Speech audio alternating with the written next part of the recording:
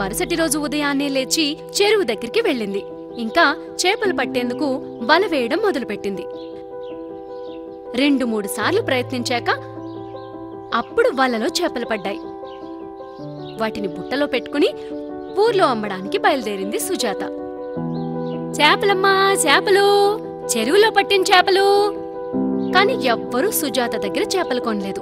ఎందుకంటే ప్రసాద్ ఆ చేపలమ్మడానికి ఒక కొత్త అమ్మాయిని పనిలో పెట్టుకున్నాడు. అందులోనూ చాలా తక్కువ జీతానికే. ఆ అమ్మాయి సుజాత కంటే ఉదయాన్నే వచ్చి చేపలు అమ్మి వెళ్ళిపోయేది. ఇప్పుడు సుజాతకి ఏం చేయాలో తెలియలేదు. రోజులాగే చెరువుకి వెళ్లడం, చేపలు పట్టడం, వాటిని ఊర్లోకి తీసుకువెళ్లి అమ్మడం. కాని సుజాత దగ్గర చాలా తక్కువ మంది కొనుక్కునేవాళ్లు. ఎందుకంటే తాను చేపలు పట్టుకుని వచ్చేసరికి టైం సరిపోయేది కాదు.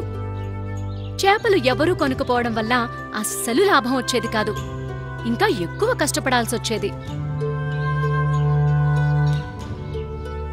ఇప్పుడు సుజాత పశ్చాత్తాపడ్డం మొదలుపెట్టింది.